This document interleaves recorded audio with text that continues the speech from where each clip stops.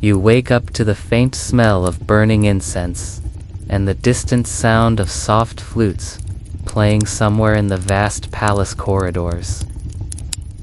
Your eyes open slowly, not to the sound of an alarm clock. Your body aches slightly from yesterday's chores, but there's no room for laziness.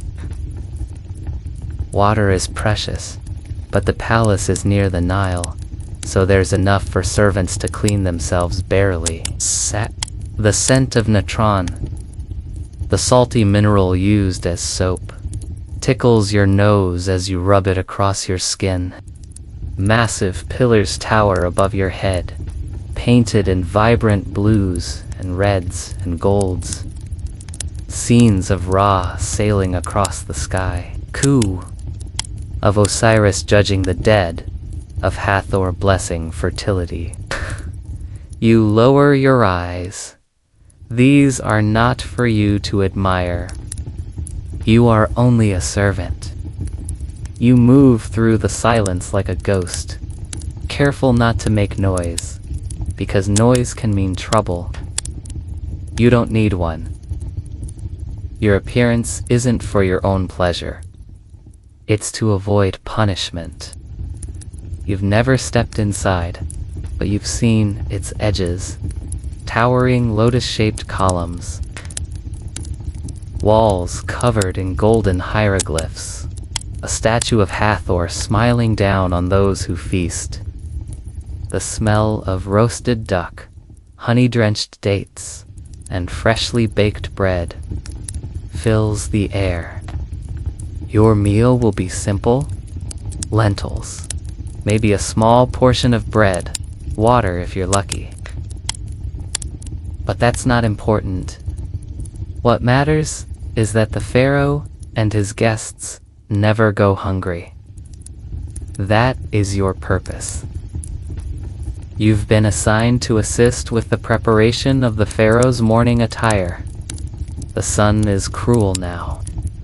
Your skin burns. Your feet are dust-covered and cracked. He is your age, maybe younger, but his job is to write the stories of kings. Yours is to carry the weight of their world. Still, you envy him. He can read. He can write. He speaks with nobles. You will never have that life. But you dream. At night, you dream of stories, of being someone more than a servant. You don't know where these dreams come from. Maybe from past lives. Maybe from the gods. You pass a statue of Thoth, god of wisdom and scribes, and you silently whisper a prayer not for knowledge. The gods hear every word, they say. Maybe one will hear yours. You hold them up to the light and check each one. Then come the accessories: broad collars made of faience and gold, belts decorated with turquoise, a headdress lined with cobra imagery. Each item tells a story. Each item represents power, divinity, history. You don't dare touch them with dirty hands. You bow your head as you pass them to the senior attendant.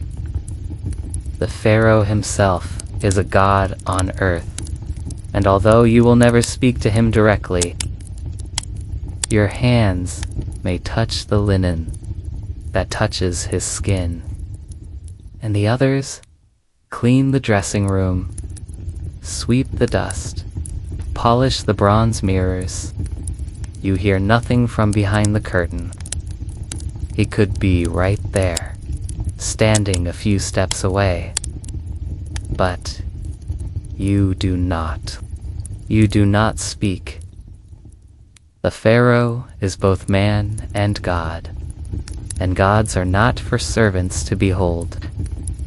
You arrive at the chamber where the royal clothes are kept. The head cook yells commands in a deep, gravelly voice, sweat already pouring down his neck. You're helping to prepare the midday meal not just for the royal family, but for priests, advisors, visiting nobles. The kitchen is a world of chaos. Clay ovens roaring with fire. Servants carrying baskets of onions, garlic, fish wrapped in palm leaves. You grind barley with a heavy stone to prepare bread dough. Your arms ache with the motion, but you keep going. There's rhythm in repetition. There's safety in silence. The overseer, a tall man with a hawk-like face and sharp eyes, is already waiting. He points at the stacks of folded linen, the gold collars, the sandals, and you understand immediately. There is no conversation. There is only work. You comb your hair with a wooden comb, hoping it looks neat enough for the overseers not to notice you today. The sun has barely risen, and the day has already begun. Around you, others are stirring too, young boys and girls. Middle-aged men with sun-baked skin, a few older women who've spent decades in service. Everyone has a job. Everyone is expected to obey. But to the golden glow of a sun peeking through the reed blinds of a mud-brick servant, the air is thick with warmth, not from a blanket, but from the desert's embrace. You're not anymore. The palace looms in the distance huge, glowing in the morning light. Made of sandstone and covered in painted reliefs of gods, pharaohs, and symbols of divine power. It is a temple in motion, a living monument where every stone holds the gaze of the gods. As you approach, the guards at the entrance barely glance at you. You're one of hundreds, replaceable, invisible, but you know your job. You are a palace servant, a young man or woman, perhaps in your early 20s, living in Thebes, in the heart of ancient Egypt, during the reign of Pharaoh Amenhotep III. You have no modern thoughts in your head now. Only the duties that await you in the grandeur of the palace above. The rough linen blanket that covered you is coarse, but your skin has gotten used to it. You sit up and splash water on your face from a small ceramic bowl left beside your bed the night before. You step outside, barefoot on the stone floor that has already begun to warm under the morning sun. Inside, the cool shadows of the inner halls greet you. Today, your task is with the royal dressing room. You help prepare the linens first. They must be spotless, wrinkle-free. Once the pharaoh is dressed behind heavy curtains, where only his closest servants may go. After the dressing duties, you are sent to the kitchens. Sometimes you glance up at the grand dining chamber. By the time the sun reaches its peak, you're sent outside to help fetch jars of water from the nearby well. You spot a scribe walking by, his papyrus scroll tucked under his arm. The sky outside begins to shift from golden white to a soft amber. The heat of the sun slowly gives way to an eerie stillness as the palace sinks into the rhythm. The shadows lengthen on the sandstone walls, and the sound of distant chanting echoes faintly through the open courtyards. Priests are reciting hymns to Ra as his boat crosses the sky for the last time today. The palace, which had been full of voices and activity during the day, now grows quieter, more mysterious. You help lay out bowls and cups, some made of precious alabaster, others of painted ceramic. Even the angle of a fruit bowl can earn praise or punishment. The food is served by higher-ranked servants, and you step back into the shadows. The air cools. The celebration continues. A nobleman, perhaps drunk from too much wine, you gather the used cups, wipe the tables, you drop off the cloths and dip your hands in a nearby jar of water to rinse off the dais grime. You do not speak to the others. The breeze carries the scent of palm leaves and distant desert winds. You walk back to the servants' quarters, under a sky thick with stars. You think, for a moment, about your family. Perhaps your mother still lives in the village where you were born. You remember the sound of her voice, the touch of her hand. That life feels like it happened to someone else. Now, your world is the palace. Its walls, its gods, its silence. You are all too tired, too deep in your own haze of sleep-deprived thoughts. Your body screams in protest, your hands numb, your back stiff. But this is the end of the day. Almost, you walk through the torchlit halls. The linen blanket scratches your skin again, but you hardly notice. The aches will fade by morning, only to return again by dusk. You stare at the ceiling, the beams above your head barely visible in the dim light. Sometimes you dream of rising above your station.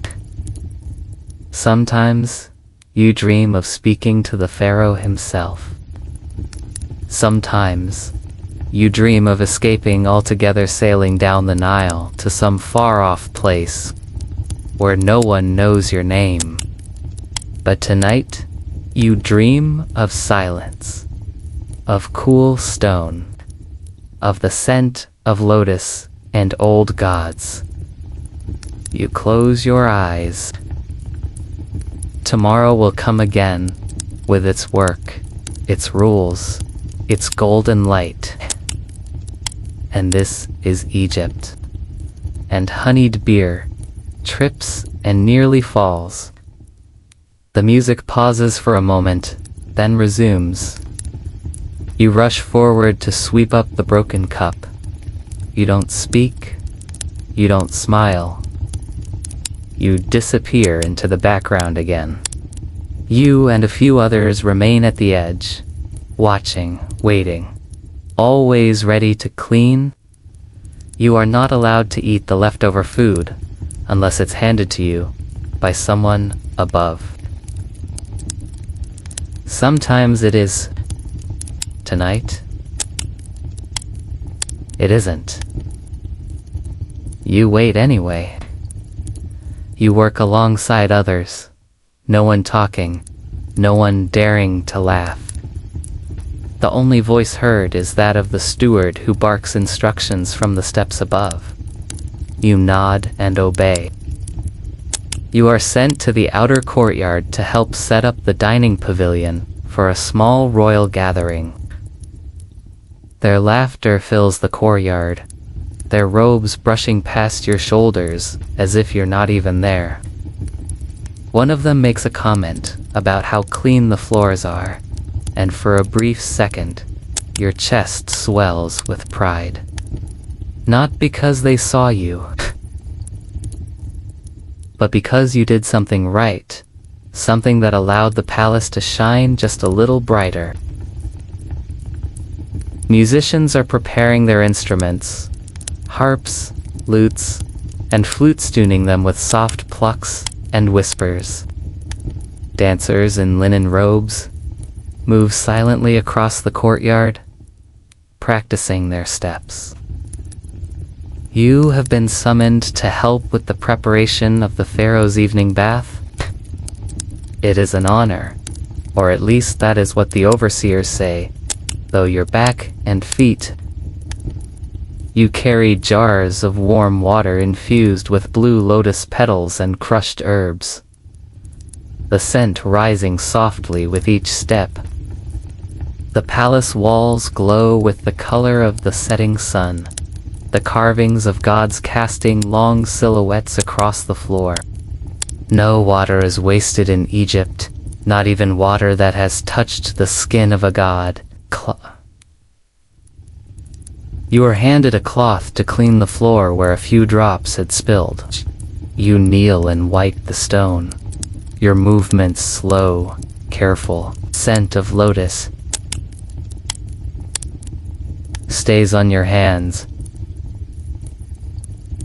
A brief luxury you did not earn, but momentarily possess. Inside the bathing chamber, you place the jars gently beside a massive alabaster tub that has already been polished and perfumed. You are not permitted to pour the water yourself. That is done by higher servants. You step aside, blend into the wall, and wait silently in case you're needed. You listen to the murmurs behind the silk curtains, the sounds of attendants moving, and the gentle splash of water. The Pharaoh is just a presence beyond the veil, never fully seen, like the gods themselves. When the bath is complete, the water is carried away in large clay jugs and dumped into the flower beds around the palace. Evening falls. The palace changes with the fading light. Flaming torches are lit along the columns, their orange glow dancing across the murals and golden furniture. You carry low tables, carved and inlaid with ivory, and place them in neat rows.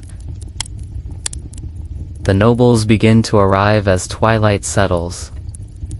Perfumed and draped in gold, they pass by without noticing you. The music begins, slow and hypnotic, echoing off the walls. As dusk, the stars begin to appear one by one, scattered across the vast sky like tiny bits of salt sprinkled by the hand of Nut. When the event ends, long after the moon has risen, you begin the cleaning. The laundry chamber is warm and humid. A few others are already there, scrubbing fabric in large clay basins with water. Outside, the palace now sleeps. The guards remain at their posts, silent and unmoving. Inside your quarters, the oil lamp burns low. You lie down on your mat, your body grateful to be still at last. Your sleep is light, the kind of sleep that leaves you tired even when the night is over. There is no concept of dreams here that bring rest. Only flickering memories of footsteps echoing through marble halls, and the smell of hot bread. A priest has died suddenly in the night, and rituals must be prepared. You re-knot. Part of the ceremony, you re-knot. Holy but. You are needed to clean the floors, prepare offerings, and help carry goods from the storehouses. You think of your childhood again, of the time you caught a fish with your bare hands, of the time your father told you stories about the crocodiles that guarded the underworld. But the thought fades. You are called back inside. There is incense to carry. There are floors to scrub. As you walk through the palace halls, The statues of gods seem to watch you from every angle. There will be a festival in 3 days' time. The palace will host priests and dancers and royal visitors from other cities. You sit beside a potted plant, a palm with long leaves that sway slightly in the dry wind. You drink water from a shared jug, warm and slightly dusty, but refreshing nonetheless. You close your eyes for a second and listen. The palace hums with life. The distant chants from the temple, the tap of chisels on stone. Your stomach growls, but the food has already been distributed. Your body is a map of bruises and sore muscles, but your mind is full of images. The Nile shining in the sun, the painted walls of the temple. The moment the scribe's pen paused when he saw you. Maybe tomorrow you'll be trusted with more. Maybe you'll get a chance to speak, to rise. Or maybe not. Maybe tomorrow will be just another day. You close your eyes, and once again, you become a part of the palace. Just another breath in its endless body. One of the older women gives you half a loaf of bread from her share. You sit beside the wall, eating in silence, the bread dry but filling. You hear the sound of a flute. In the distance, one of the younger servants plays it sometimes. The melody is slow, haunting, like a memory you can't place. Everything in balance, everything in motion. Like a giant beast whose heart beats in 1,000 small footsteps, each one of them yours. You are trusted with this because you haven't made mistakes lately. The garden is unlike any place you've seen. Lush green fig trees, pools with lotus flowers. Each one flickers softly, casting long shadows. You don't know if the Pharaoh will actually walk here tonight. He rarely does. But the path must be ready. Always ready, just in case. Statues of crocodiles and lions, hidden behind reeds. You sweep the path carefully, your eyes drifting toward a small child playing with a pet monkey by the water. The child laughs, carefree, dressed in silk. Perhaps a royal cousin. You smile for a moment, then quickly lower your gaze as a noblewoman approaches. She does not speak, but you can feel her presence pass you like a cold wind. It's a small gesture of faith, but in the palace, that's everything. You carry the box through winding corridors you don't usually enter. The walls here are freshly painted, lined with images of the gods judging the dead, measuring hearts against feathers. You pause briefly before one image, Anubis holding a scale, a man's soul hanging in balance. You wonder, if your heart were weighed, would it be lighter than a feather? Or would it sink straight into the jaws of the beast below? There will be feasts, processions, sacrifices, and you know what that means. Extra work, sleepless nights, tension in the air.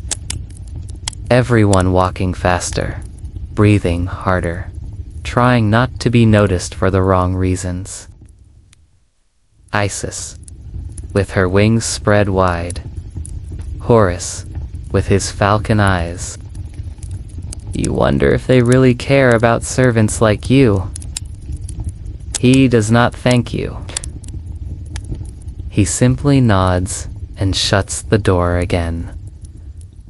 Craftsmen are carving new statues for the upcoming festival. Stone wood, gold leaf. The air smells of paint and sawdust. You help carry blocks of stone from one end of the courtyard to the other. Each block is heavy, hot under the sun, and unforgiving against your skin. You can't stop. One of the workers, an old man with missing teeth and a bent spine, gives you a small smile. He nods once as you pass. In this place, even a nod can feel like a blessing. You stand there a second longer than you should, just to listen to the scratching of pens inside, the low discussion of royal plans, trade agreements, temple donations. It's a world you are not allowed to enter, and yet you crave it like a bird staring through a golden cage. Or if they only listen to the words of those in white linen robes. A rooster crows somewhere in the servants' courtyard, and before your eyes fully open, you already know it's time.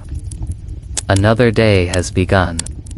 The priests glide past, their feet barely making a sound, their eyes focused only on the work of the gods. You carry baskets of bread shaped like animals, jars of wine, bundles of papyrus. He does not look up at you. His reed pen scratches against the scroll as if you don't exist.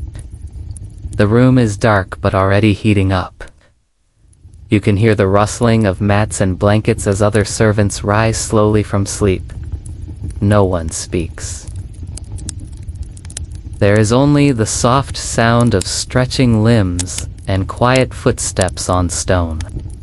You splash your face again, this time with cooler water that bites your skin in the morning chill. You rub natron into your underarms and along your neck. You've learned how to clean yourself quickly, efficiently, without wasting a drop. A woman near you hums a hymn under her breath as she folds her blanketan old prayer to Bastet for safety and favor. You whisper a line of it to yourself, not out of faith, but out of habit. In this place, habits are survival. Today, your work takes you to the temple section of the palace. The temple smells of oil and old stone. Outside, the sun is rising over the river. You catch a glimpse of it through a narrow window, the Nile, glowing gold. As you work, you overhear whispers among the higher servants. In the late morning, you are given a special task, delivering a sealed box to the scribal chamber. At the scribal chamber, the head scribe opens the door just enough to take the box. By midday, you are sent to the workshops near the back of the palace. The afternoon sun burns down harder now, and you're given a moment to rest in the shade. Later, you are called to the royal gardens. Gardeners need help clearing leaves from the walkways before the Pharaoh's evening stroll. Sky softens again into gold and orange. You help light the oil lamps along the garden path. Clile. You return to the servants' quarters after dark. Your steps are slower now. God. You lie down again, staring up at the same wooden beams, the same quiet shadows. The morning arrives without announcement. No sunbeam gently stirs you. Instead, it is the sound of sandals against stone, hurried footsteps, and a sharp voice from outside the servants' quarters calling out names. Foreign dignitaries carry not just power, but pressure. Everything must be immaculate. His laughter echoes through the hall. He is not laughing at you. He does not even see you. That is the way of things. You move among shelves stacked high with amphorae. Some so old they've faded to a soft gray. Whispers pass between servants in the shadows, warnings disguised as gossip. You sit in the shadow of a stone statue, its face eroded by time, its hands still folded in eternal offering. You eat a small fig, wrinkled and soft, given by a kind cook when you passed the kitchens earlier. A rare act of kindness. The baskets are heavy, the walk long, the sun unrelenting. As you pass the palace guards, they barely glance at you. Their eyes shaded under ornate helmets. Their movements are graceful, hypnotic, their gold jewelry clinking with every step. One of them catches your eye for the briefest moment. Just a nod from a man whose name you do not know, whose voice you've never heard, but whose authority could end your life, if displeased. You lie awake long after others have begun to snore softly around you. Your arms ache, but your mind races. You think of the scroll, of the prince, of the dancer, of the silent hallway where gods might have been watching. You wonder what it all means.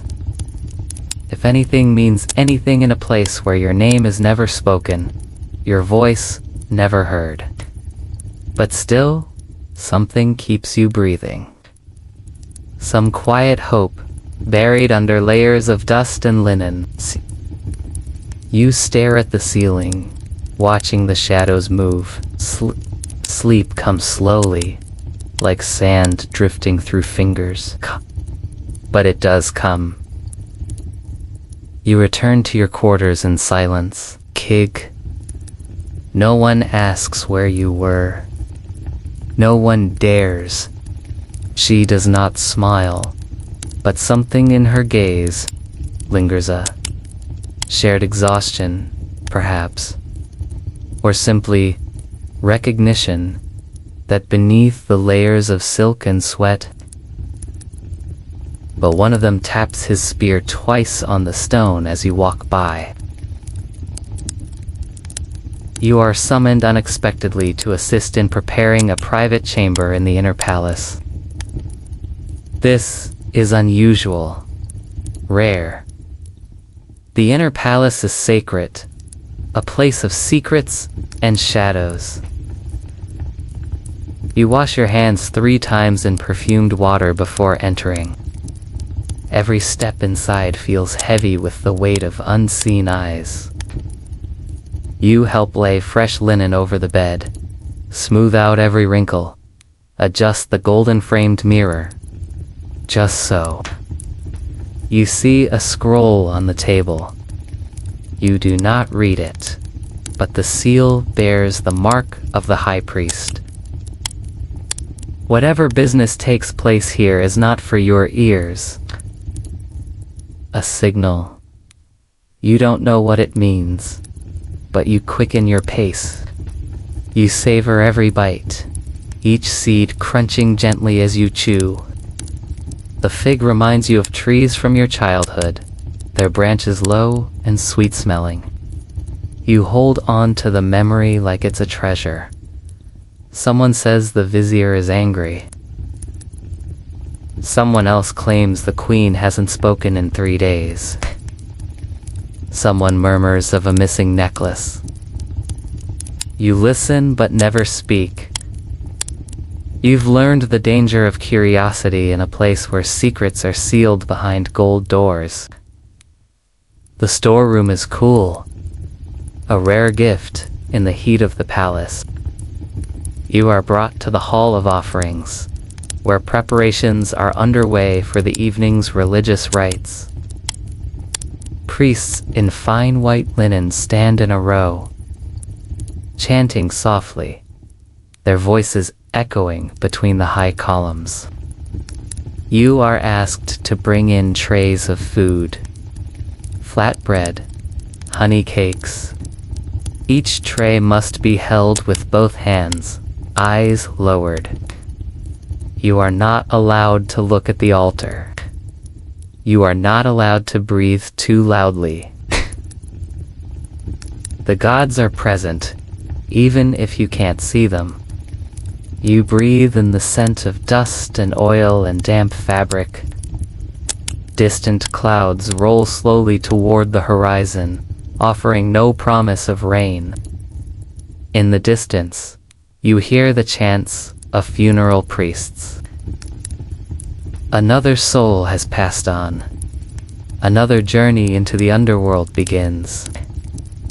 You murmur a quick prayer not for the dead, but for yourself. For strength. For safety. For invisibility. You count aloud softly, careful not to make a mistake. Numbers are sacred here. Miscount, and someone above will suffer. You feel the weight of your own voice, how even whispering in the wrong place could shift the balance of someone else's fate. You move aside as his attendants pass, dressed in rich blue garments, smelling of myrrh and sweet oils. For a moment, you think of how far they've traveled, how far you haven't. The slightest error will not only shame you, but your overseer, the head steward, perhaps even the Pharaoh himself. And punishment rolls downhill. You work with 3 others, moving quickly but silently through the room. You scrub the tiles with water mixed in crushed herbs. Polish the legs of carved ivory furniture. Adjust the linen pillows. Just so. Even the painted jars holding dried lotus petals must be turned at the exact right angle. You rise quickly, muscles stiff and reluctant. The mat beneath you damp with the sweat of desert heat. You rinse your face, tie the linen around your waist, and run your hands quickly through your hair. A woman beside you wraps her scarf tightly around her head and whispers under her breath, "They're preparing the inner rooms." That can only mean one thing: royalty is on the move. You are assigned to sweep the guest chamber of a visiting prince from a distant province near Nubia.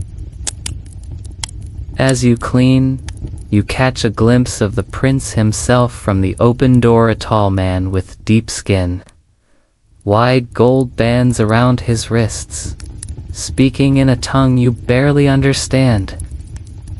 Later, in the storerooms, you are assigned to inventory linen and clay oil jars. The palace is quieter today, but underneath the silence is a tension you've come to recognize. There are always rumors. Midday brings with it a break from chores, not because anyone allows you rest, but because the heat grows so intense. The sky above is pale and unforgiving. You are sent to the northern gate with a few others to carry large baskets of fresh grain for the royal kitchens. By late afternoon, the sky has begun to shift again, slowly darkening. As you leave the hall, you pass by a group of palace dancers practicing for the festival. Evening falls, and the palace changes again. Lamps are lit. Perfume is burned. The walls glow under torchlight. After the chamber is ready, you are dismissed with a nod.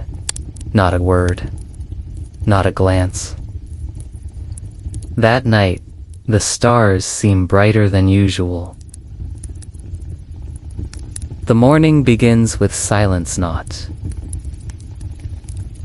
the usual hum of servants rising, not the distant call of birds, not the clatter of pottery being stacked in kitchens. Instead, it's the kind of silence that presses against your skin, like the air itself is holding its breath. 3 short taps against the wooden door. Not from a servant, but a guard. He doesn't enter. You rise, splash your face with the jar near your mat, quickly wrap your linen robe tighter, and step into the corridor. Some curtains are still drawn, even though the sun is rising fast. You pass through a narrow hallway lined with carved falcon's horses. You reach a chamber you've never entered before. It's small, quiet, circular, with high walls and no windows. There are 3 men inside. One of them is the High Steward. You've seen him only once before, from a distance. His skin is pale for an Egyptian, his head shaved, his eyes sharp as obsidian.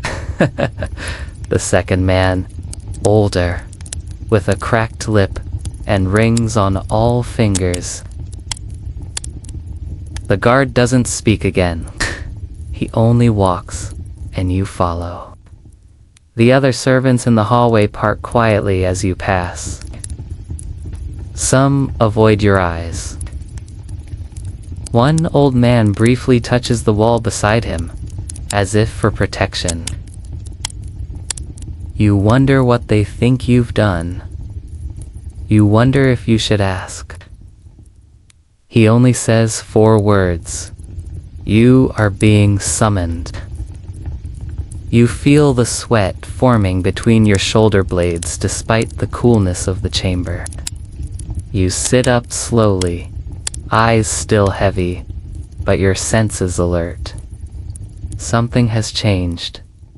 You feel it in the stillness. You hear it in the absence of footsteps. Even the rooster, who crows each morning without fail, is quiet. Then the knock comes. He's studying a scroll on the table before him. A divine object has gone missing. In Egypt, that's not just theft. It's blasphemy. The gods are being tested, and so is loyalty. When he finally does lift his eyes, they don't seem to blink. Only a single glance from the steward before he waves you away.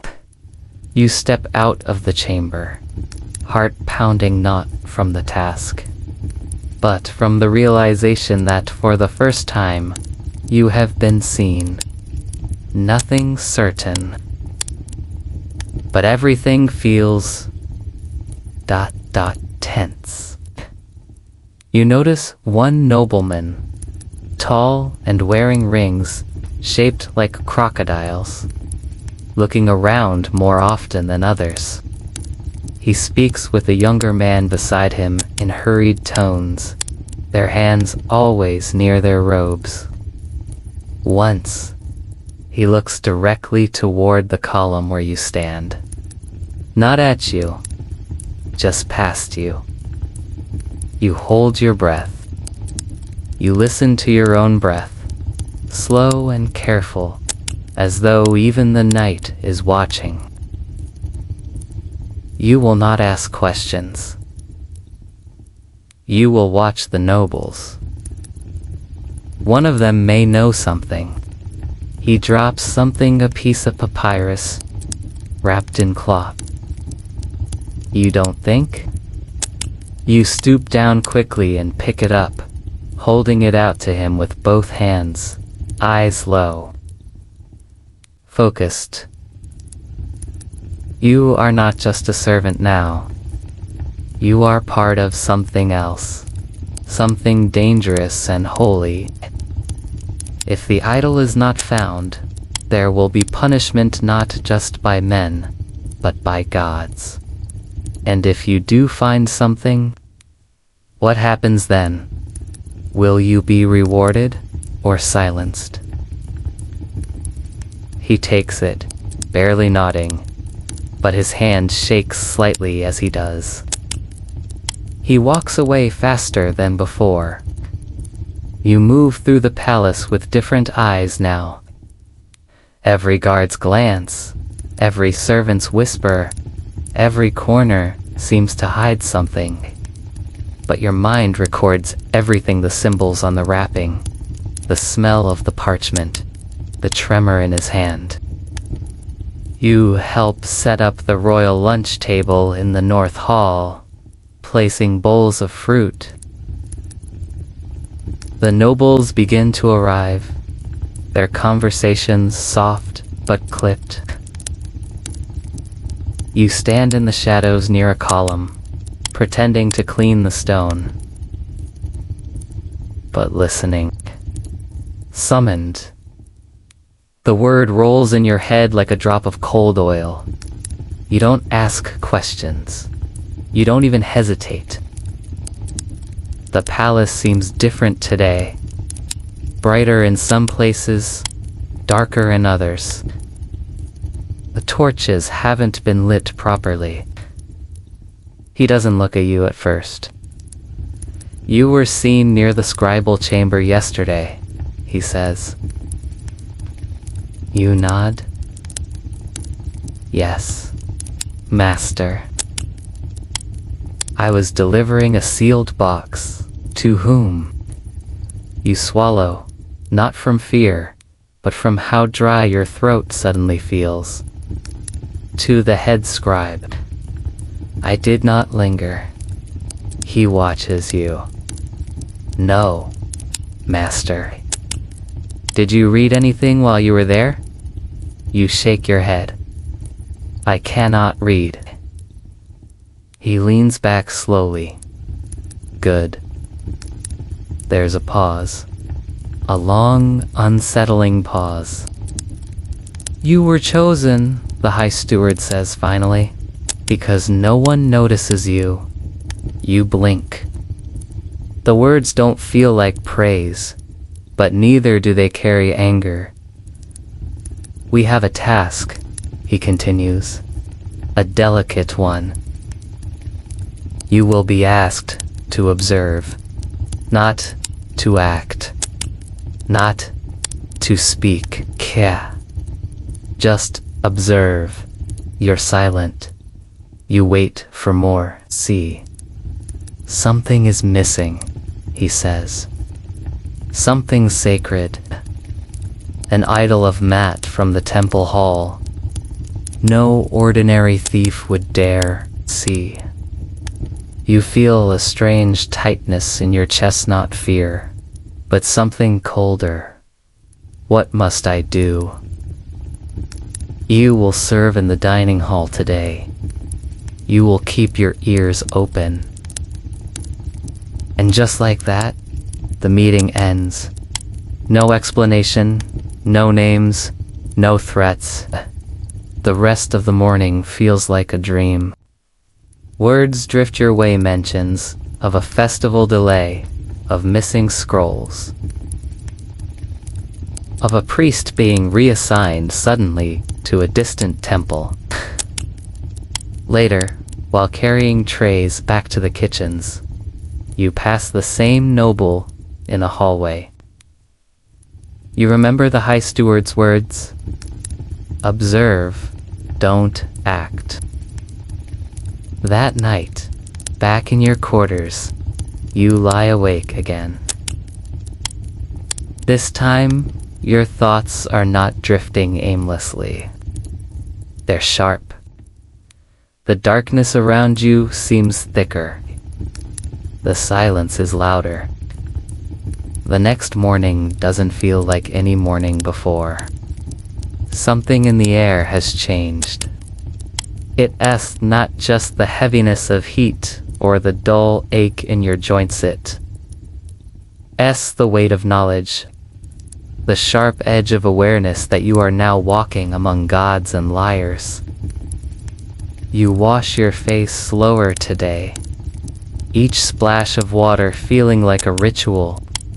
Your hands move automatically, folding the linen, tightening your belt, combing your hair, playing scenes from yesterday over and over.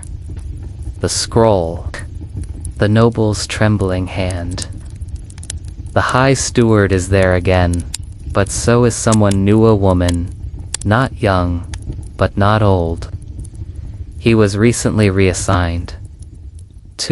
Suddenly, you are to watch him. Her linen robe is richer than most, embroidered in blue, and her face is calm but unreadable. She stands beside a table covered in scrolls, and she doesn't greet you. She simply begins speaking. The steward's eyes when he said, "You were chosen."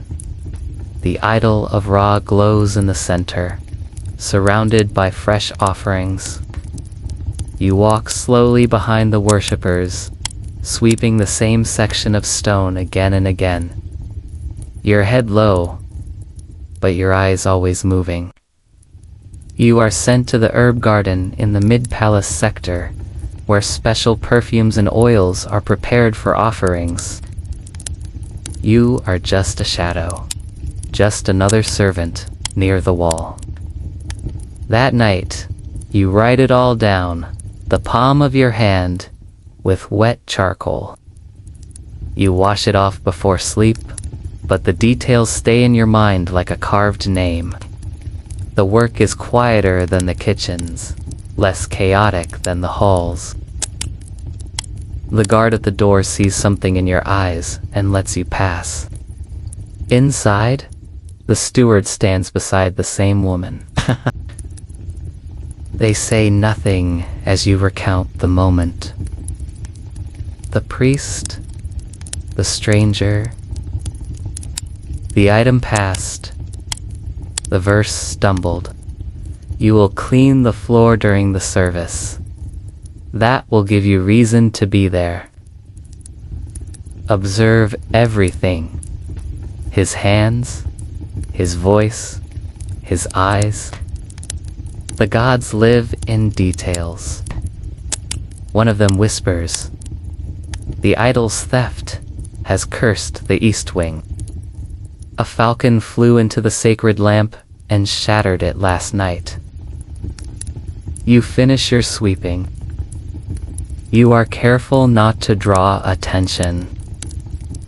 Later that evening, you see him again in the corridor near the storage vaults.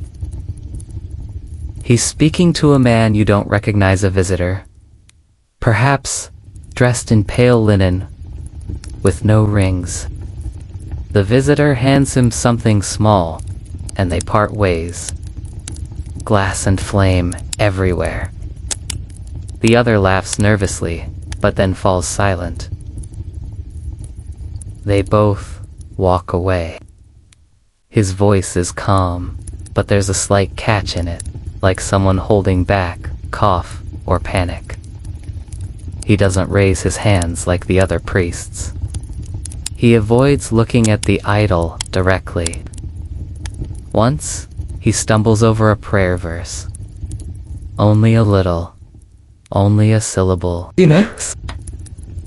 You keep grinding the cinnamon, but your mind is burning. The theft is causing ripples, real or imagined. It doesn't matter. People are afraid. Fear bends. You grind cinnamon bark into fine powder. Crush lotus petals into thick paste. Pour palm oil into small alabaster jars. He doesn't speak.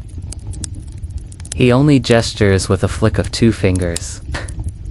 You follow him down an unfamiliar passage darker than most.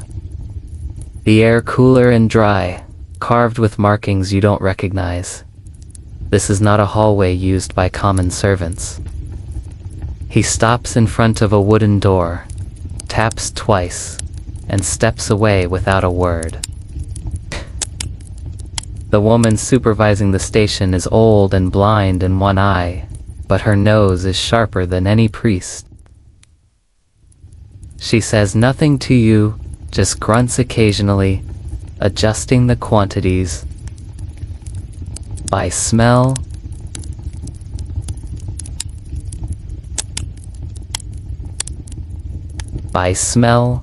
alone. While you work, you hear two junior priests speaking behind the stone screen wall. They don't see you. You are just a worker, after all. At midday, you are again pulled aside by a royal messenger. Inside, the chamber is dimly lit with oil lamps and filled. There is a priest, she says, who once tended the idol that is now gone. You nod. You've learned silence is your greatest shield. Today, he will be leading the prayer in the great hall, and again, that's all. No further instructions. No reward offered. No promise of protection. That afternoon, the great hall is dressed for worship. Candles flicker in every corner. The ceiling arches high above, painted in deep blue with golden stars. Then you see him, the priest. Tall, lean, skin dark and smooth, wearing a robe that's too simple for someone of his rank. After the service, he walks quickly out of the hall. You don't move. You wait. When the priest walks past you, he doesn't notice you. The next day, you return to the High Steward's chamber. This time, you're not called. You simply arrive. When you finish, the woman speaks. You have done what was asked. And then she says something else. Something that freezes your blood. Now, you will deliver the punishment. You don't speak when she says those words. You don't flinch. But something inside you freezes, like a bowl of water in the desert night suddenly turned to stone. That's not how punishment works in this house. You stand there in that dim chamber, the walls thick with incense and heat.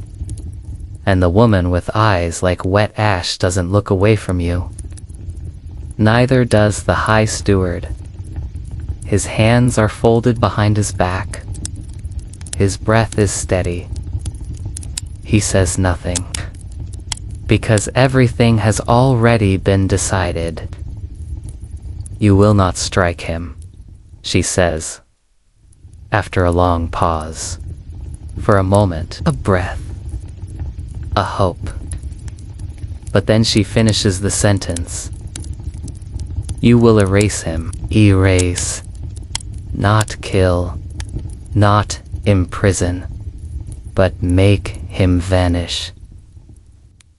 Not his body, his name, his presence. No sandals. No torch. Only moonlight on the stone paths. The wind is soft and warm.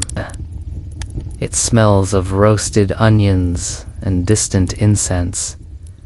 The moonlight touches his face. Coal. He looks older tonight. Smaller.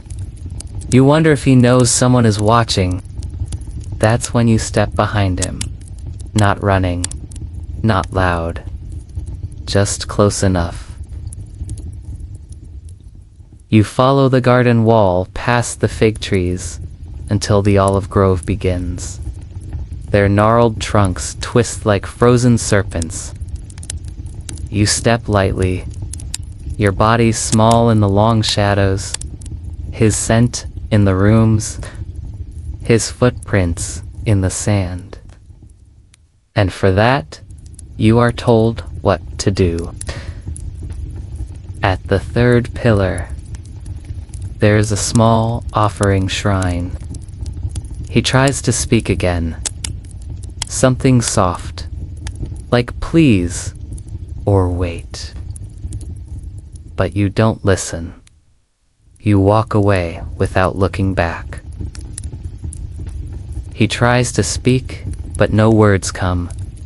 You step closer. You reach for the scroll bag. He grips it tight. You pull harder. His hand shakes. You feel his breath, hot and sharp, brush your cheek. You will wait there. You will take his badge of priesthood. His scroll bag. His seal. Not in a chamber this time, but in the servants' corridor. She doesn't greet you. She just says, you leave them on a stone table. No one thanks you. But the next morning, the priest is gone. No announcement. No procession. You hear about it from the blind perfume woman who says it appeared in the temple again, as if it had never left. But you know better. You think of the nobleman with trembling hands, the stranger in pale linen, the priest who now has no name. The gods may be silent, but their games are never simple. You know the palace better than your own name. You know which steps creak, which guards sleep, which walls hear more than they should. Some avoid your eyes. One whispers that you've been touched by the gods. Down a staircase that smells of stone and oil and secrets. The corridor curves like a serpent, winding deeper underground. Finally, she stops at a small room lit with one single lamp. Another calls you cursed. The truth is somewhere in between. No punishment scroll on the wall. Just ... Gone. No one speaks of him again. Things people like you are never supposed to hold.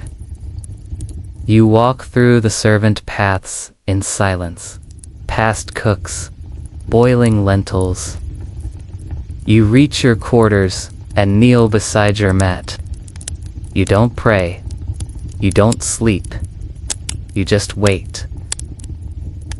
He will leave the temple tonight. He follows a path behind the olive trees. In this world, if your symbols are gone, your soul is gone. A priest without a seal is not a priest. A man without rank is not a man. And in a palace of gods, being nothing is worse than being dead. You nod. You do not ask why. You already know. The sun sinks low behind the walls as you leave the chamber. When night falls, you move quietly. You reach the third pillar just before the priest does. He doesn't see you at first. He walks slowly, muttering to himself, adjusting the strap on his scroll bag. He's nervous. You can tell. You wait until he bends near the shrine, laying down a small folded cloth. When he turns, you don't raise a hand. You don't threaten him. You just say, "You don't belong here anymore." At first, he doesn't understand. Then, his eyes widen. Finally, he lets go. You take the scroll bag, the seal from his belt, the small carved badge of Matt from his necklace. By the time the moon has risen high, the High Steward receives the items. You return to your tasks. You sweep floors. You serve water. But people look at you differently now. Days pass. The idol. One night, the woman in blue finds you again. You did well. You bow. Then she asks you a question you didn't expect. Do you want to remain a servant? You don't answer right away. Your hands are folded. Your thoughts are loud. What are you, if not a servant? Finally, you speak. I want to be useful. She smiles. But it's not a warm smile. Then, follow me. She leads you through a door you've never seen before. Inside are shelves of scrolls, tokens, seals, ropes, knives. This is the other part of the palace, she says. The part built for shadows. You realize then, your journey has only just begun. The room she brings you to is colder than any place you've ever stood inside the palace. There is no sunlight here. No windows. The flame of the single lamp dances along the curved stone walls, throwing long, thin shadows, like fingers across the floor. Your eyes scan everything without moving your head. The scrolls, stacked neatly. The wooden box, with carved serpent heads. The shelf lined with small bottles, each labeled with tiny glyphs. You don't know what half these things are, but you can feel their weight in the air. She closes the door behind you, and the sound echoes like a hammer. This place, she says quietly, is older than the Pharaoh. You believe her. There are only a few of us who walk both sides of the palace. The seen and the unseen, the rule and the rumor, the gods and the blood. She walks slowly along the shelf and picks up a small black token.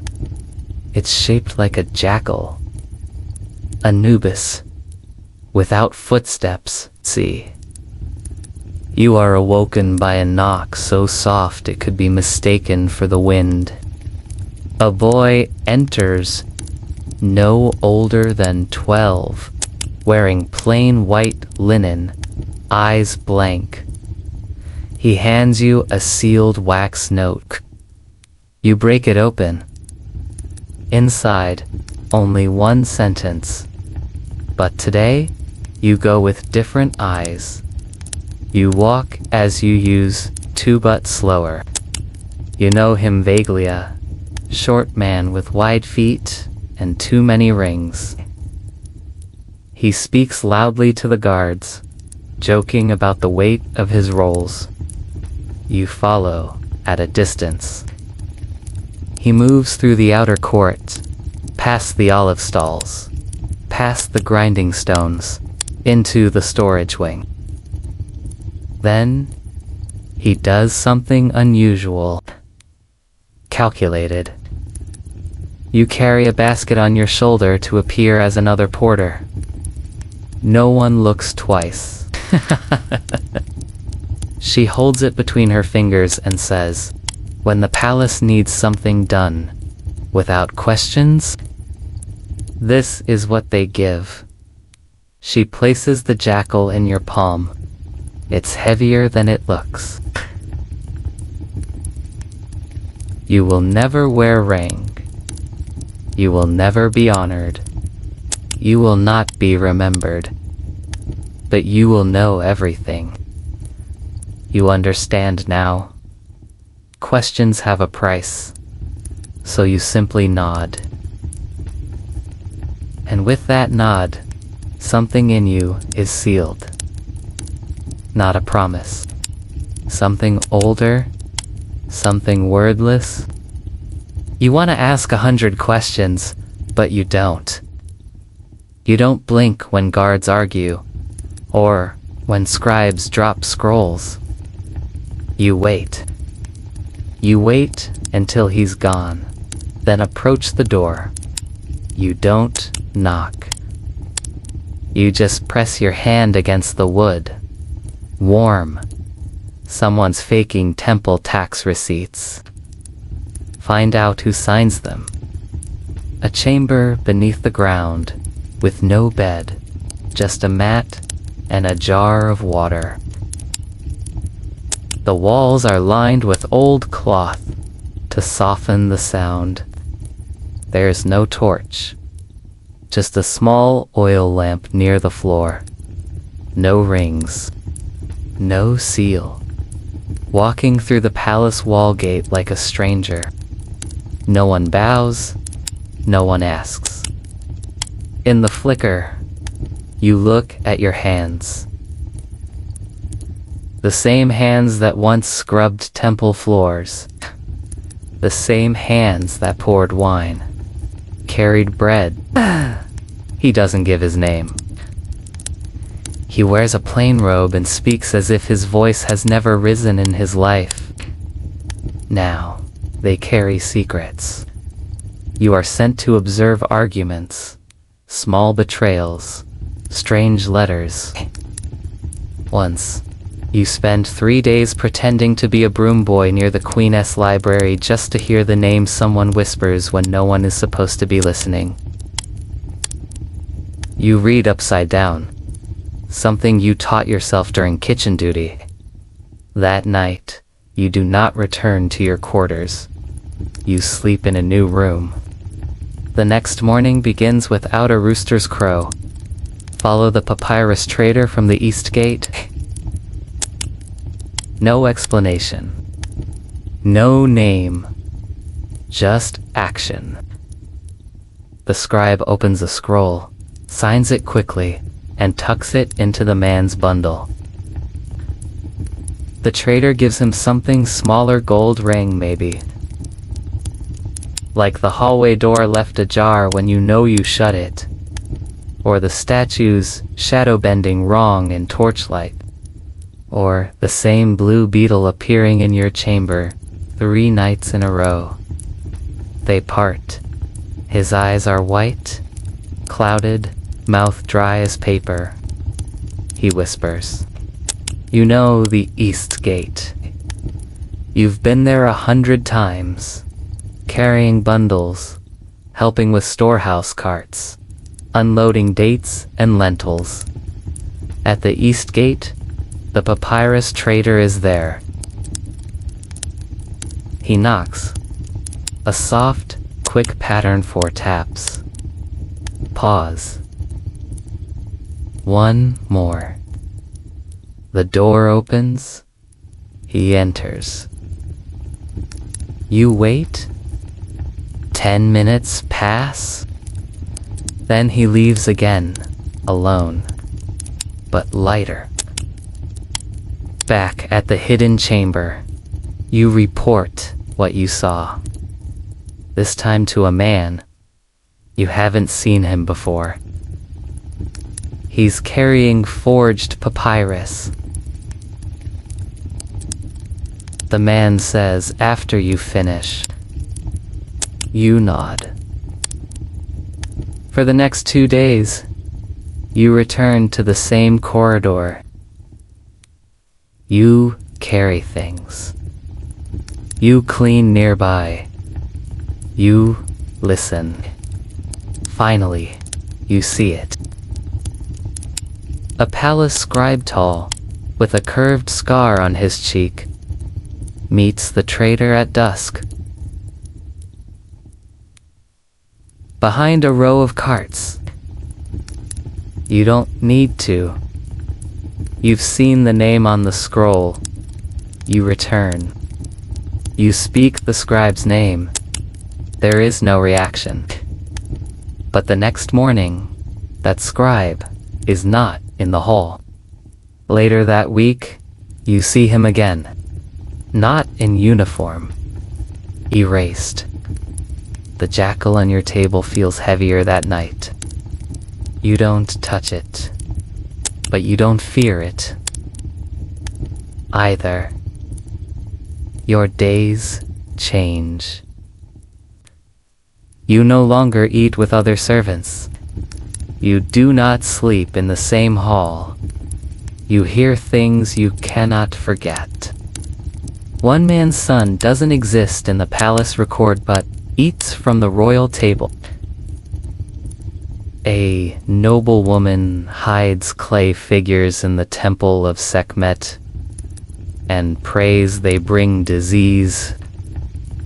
A kitchen girl swaps sweet oil for bitter myrrh.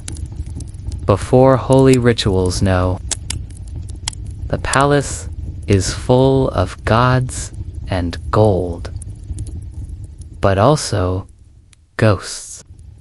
You start seeing things, not visions, not madness. Titta. One night, you are walking through the back corridors when a man with no shoes, no robe, no mark grabs your wrist. They see you now. You try to pull away, but his grip is strong. He says again, "You are not hidden anymore." Then he lets go and walks away into darkness. You don't report this.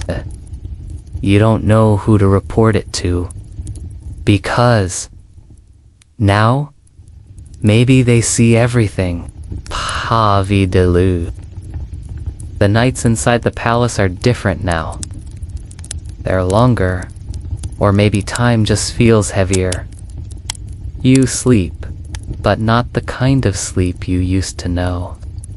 Now it's full of fractured dreams walls that bleed, jackals that speak, doors that open into nothing. Sometimes you wake and feel something in the corner of your chamber. You turn. There is nothing there, but your heart is already racing like it saw everything. You no longer wear a servant's cloth. You no longer carry trays. You're dressed like a low scribe, a neutral presence, invisible and unimportant. It's the perfect disguise. People speak freely near scribes. They forget you exist after 5 minutes. You hold the scroll in your hand for several seconds before unrolling it. Inside, the ink old. But not Pharaoh gold, this is different. Older, cruder. The mask has no eyes, no lips, the shape of a screaming face. The lines shaky, almost like they were made in fever. There's no torch. Only a faint glow moss, maybe, or something beneath the stone. At the bottom, there's a room, circular, empty, except for one thing. A slab. It's not respect, it's worse. It's disregard. But in this job, that's power. You are summoned again, but not by the steward, nor the woman with the calm voice. This time, a scroll is left outside your chamber. A thick one. No seal. Just a glyph burned into the top corner, a black sun. The same symbol as the scroll, the black sun. A hallway that curves too far. A stairwell that doesn't show up on any floor map you've memorized. You've studied the palace, every brick, every archbutt. This shouldn't exist. You've never seen that symbol before, not in official papers. not in temple texts. Past the bathwing, past the statue of Sobek with the cracked eye. You reach the hallway just after dusk. It's narrow, carved with birds and stars, but half of the carvings have been scratched away on purpose. Like something trying to break free not from outside, but inside you. The stairwell is behind a fallen curtain, hidden under a clay water jar. No one moves. When you step down the first few steps, the air shifts, colder, still. Like the stone remembers something it's not supposed to. You walk alone, past the stables. You only know when your legs begin to shake again, and your eyes start to blink with dryness. You climb back up the steps, slowly, each one a war. Against panic. When you reach the palace level again, the sky has changed. The stars are pale. The moon is low. You go down 50, maybe 60 steps. No. A corpse, wrapped in linen. No message follows for 2 days. Then one arrives. Short, soft ink. You stand frozen. The silence is so thick you feel like you might disappear in it. Then something happens. You blink? Not the face. Just the holes. Just the screaming shape. And the corpse is sitting up. Not fast. Not loud. Just rising, like breath. Coming back to stone. You don't scream. You don't move. You can't. It lifts a hand. There's a ring on its finger. And then it speaks. Not with a voice, but with a thought. But deep. You see what was not meant to be seen. You don't know if the voice is in your ears, your bones, or your soul. You walk in two shadows. One of the forgotten. You want to run, but your legs feel as if they're part of the floor now. Rooted. There were others before you. Servants who listened, who obeyed, who watched, but none remembered. You feel something stir in your chest. A pressure. Then the thing lays back down. Still, stone again. The room is silent once more. You don't know how long you stay there. Minutes. Hours. A whole night. Someone is waiting for you at the top. The woman in blue. You saw it, she says. You can only nod. You've touched what most only fear in stories.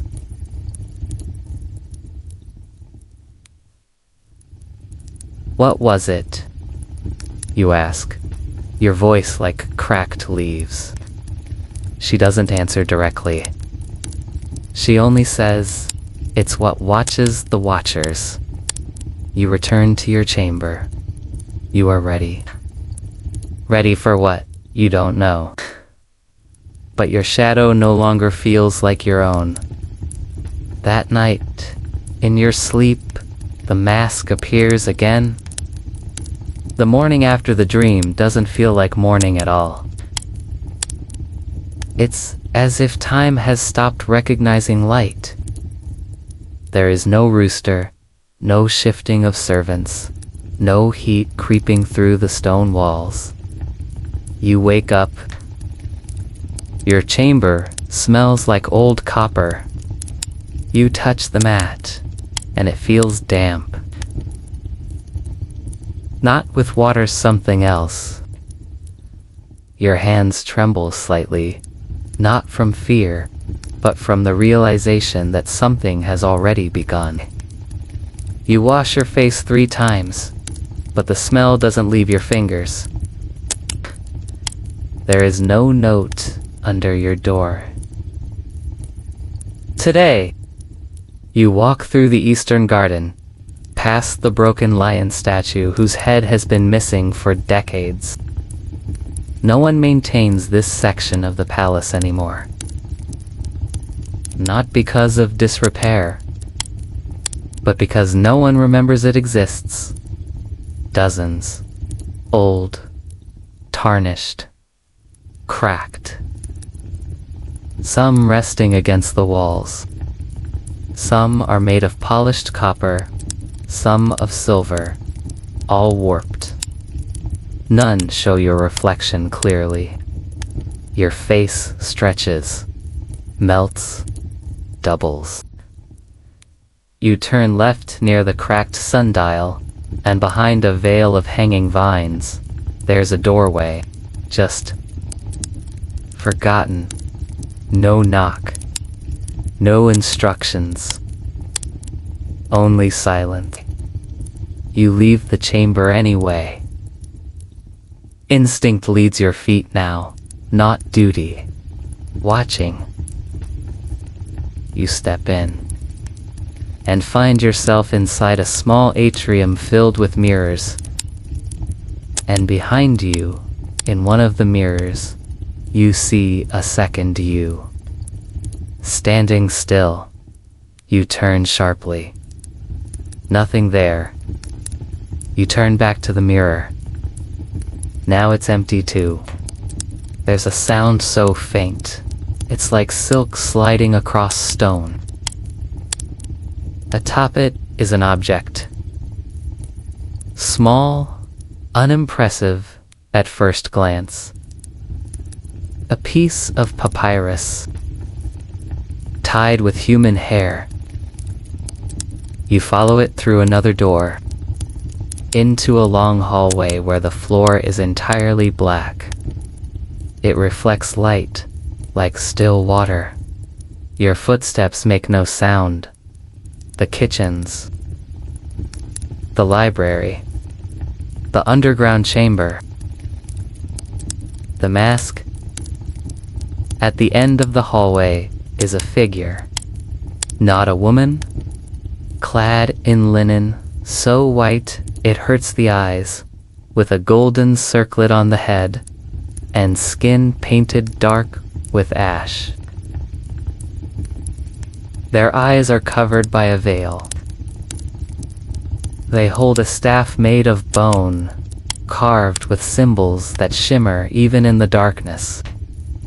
They raise one hand, point to you, and speak in a voice that isn't a voice. It's like wind through hollow stone. You carry memory. You don't respond. You can't. Memory is dangerous.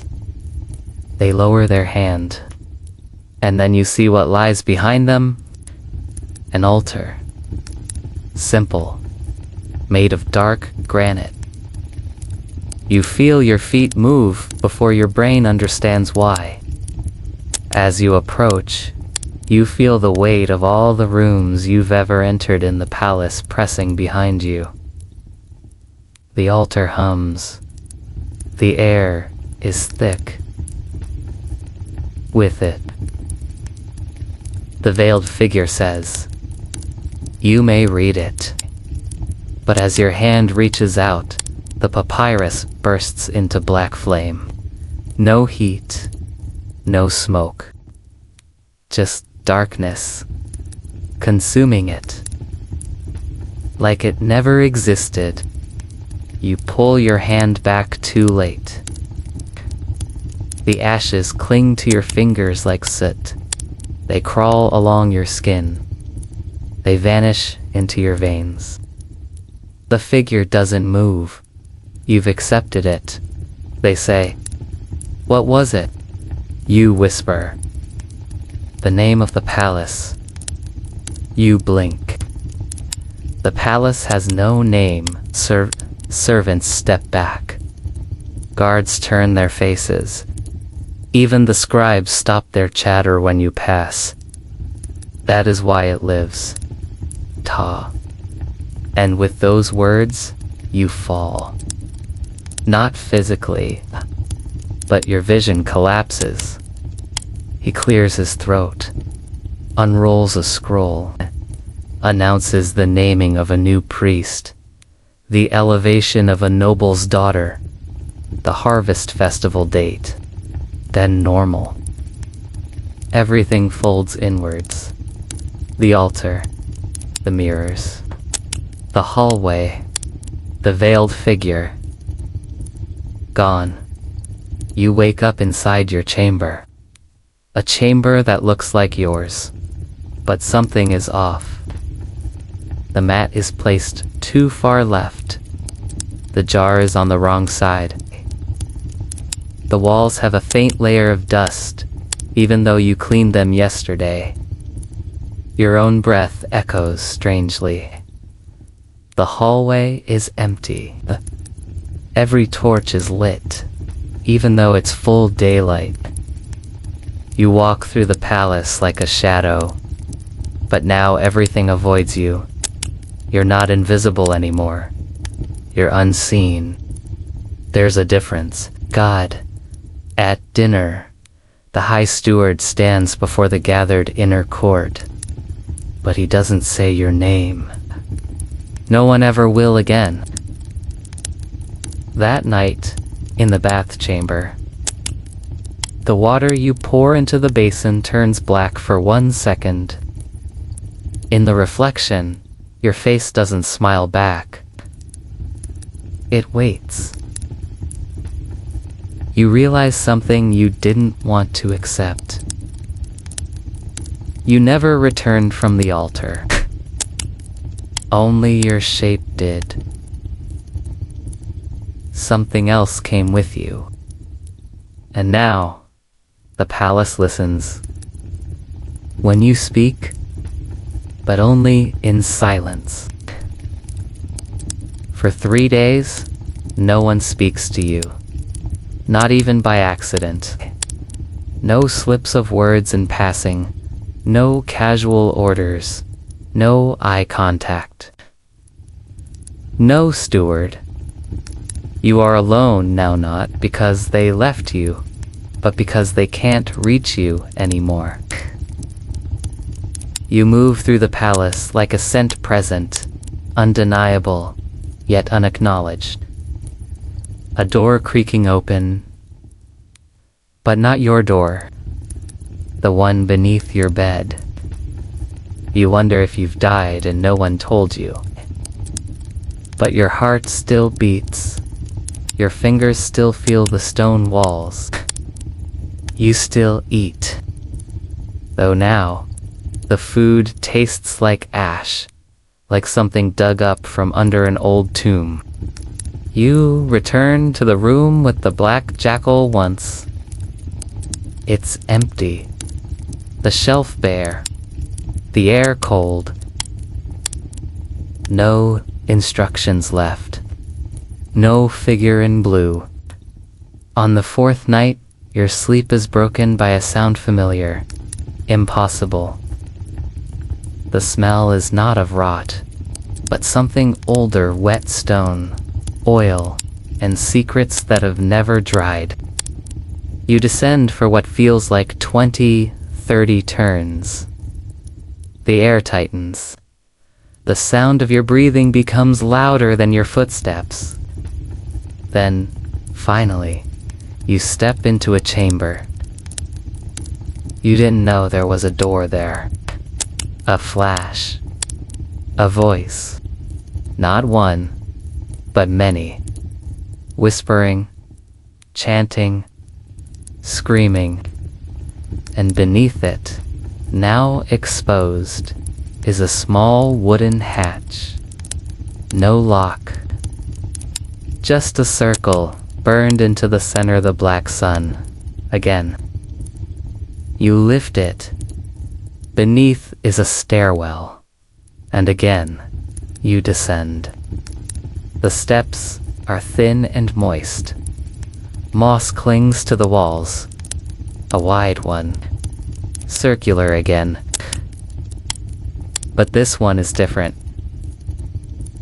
Around the scroll, 12 hooded statues, each with a face of a different Gadra: Osiris, Anubis, Isis, Set, Horus, and others whose names you don't recognize.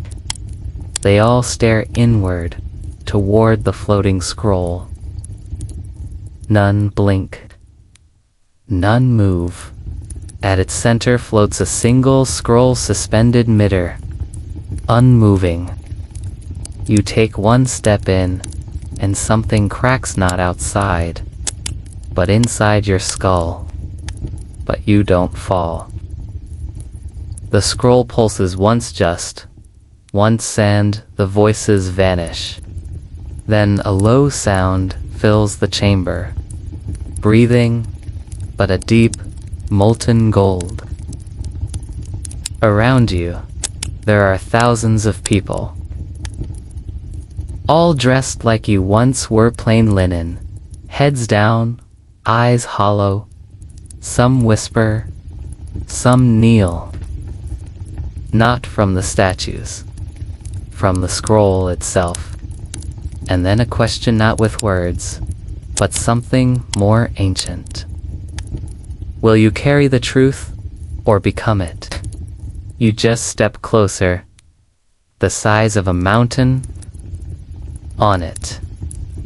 One phrase, carved so deeply it bleeds shadow. Your fingers tremble as you reach forward. The moment your skin touches the edge of the scroll, everything changes. The chamber is gone. The statues, gone.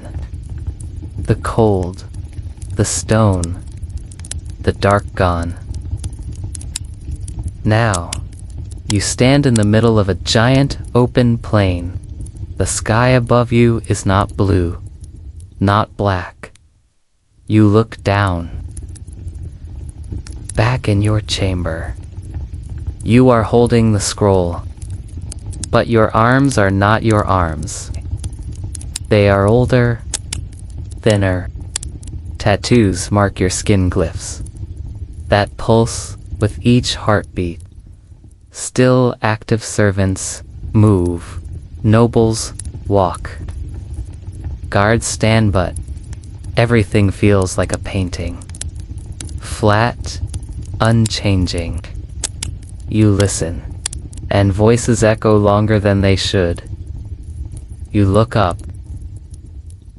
A massive doorway stands before a larger than anything you've seen in the palace.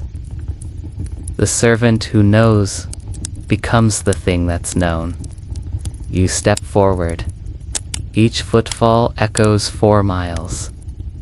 The crowd watches. Some fall to their knees. Some vanish in smoke.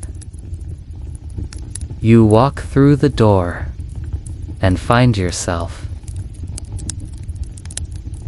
The scroll is gone. Your hands are your own. But now, everything is different. Outside, the palace seems quieter. The next morning, you receive a message, but not a scroll. Not a whisper. Just a name, spoken directly in your mind. A name no one in the palace should know. A name buried by sand, erased from temple walls, struck from royal records. And now it lives in you. You feel it behind your eyes, in your throat, coiled under your spine, and with it, a task. You are to go to the high priest's chamber, not to observe, not to listen, but to speak. You walk there without hesitation. The guards let you pass without a word. The priest is writing when you arrive. He doesn't look up. He doesn't need to. "You've changed," he says softly. You speak the name. His hands freeze. The ink spills. He looks up at you, terrified not of your voice, but of what spoke through it. He stands slowly, walks toward a hidden panel, and pulls it open. Inside, a mask. Black and gold. But still alive somehow. He offers it to you. You don't hesitate. You place it over your face. And when you do, the palace bows. Not the people. The walls. The pillars. The ceiling. The very foundation of this place acknowledges what you've become. Not a servant, but the memory of the place itself. The thing that watches even when no one speaks. The mask does not come off, because now you are the mask. You do not sleep anymore, not the way others do. Your eyes may close, but you do not dream. Instead, you drift through corridors that no longer exist. Speak to voices that were silenced centuries ago, and feel the pulse of the palace as if it were your own heartbeat. The mask on your face, black and gold, cold and eternal, has fused with your skin. You cannot take it off. You no longer want to dot at first. You think this is the end, that the journey is complete. But then, the palace begins to whisper, not just the walls, not the torches or shadows, the foundation itself. You feel it tremble beneath your feet, subtle, like an old memory fighting its way back to the surface. You wake in your chamber one night with the sensation that something has entered. Not someone, something. You rise, walk slowly. The halls are darker than they've ever been, even with torches lit. The servants no longer meet your eyes, not from fear, but reverence, as if they've seen something in you they can't unsee. You pass by mirrors. None of them show your face anymore, only the mask, and behind the mask, a second pair of eyes. In the courtyard, the sky is wrong. No moon, no stars. Just a thick swirling ink across the heavens, turning slowly like a wounded eye. You hear drums. Far away, no rhythm, no beat, just impact, like the heartbeat of a buried god. Then you receive your final message. It comes not as a scroll, or a whisper, or a dream. It's written on the palace walls, overnight, in glyphs that no scribe claims to have carved. For words, return the name forgotten. You understand what it means, somewhere deep in the palace, below even the stone libraries, below the catacombs, below the royal tombs, there is a chamber. No one speaks of it, because no one who has entered has ever returned. It's called the Room Without Sound. It holds the palace's first name, a name so old it was ripped from every record, because names have power, and that name doesn't describe the palace, it controls it. You begin the descent. 3 floors down, then 5. You pass through flooded halls, crawl through vents, too narrow for breath, and walk through torchlit corridors where the flames bow inward. When you pass, the deeper you go, the more the mask hums. It vibrates softly, like it's remembering something, or warning you. Finally, you reach it. The door is unlike anything in the palace. Black stone, no handle, no inscription, only a single slit at its center mask sized dot. You lean forward. The mask responds. It moves on its own, aligns, locks in, and the door opens. No creak, just air rushing out, like the sigh of something that's been holding its breath for centuries. Inside, nothing, no statues, no altar, no relics, only a voice. Yours, but older, broken, scared. It whispers, do not remember it. You step inside anyway, and then you see it. Not a scroll, not a word, a sound, carved into the air itself.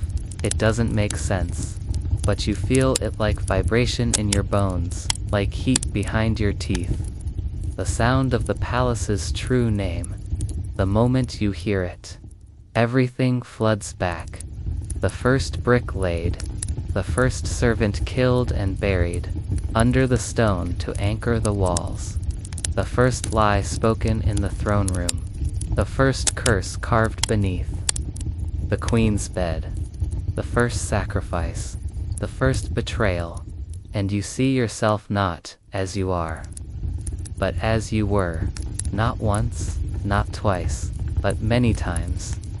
You've lived this role before, hundreds of lifetimes each time, chosen each time, silent each time, buried beneath memory.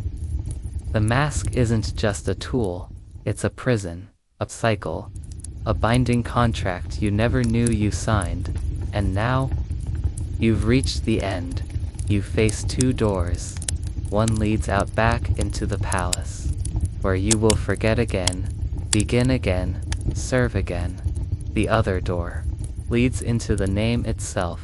You do not know what lies there, only that no one has walked through it and returned.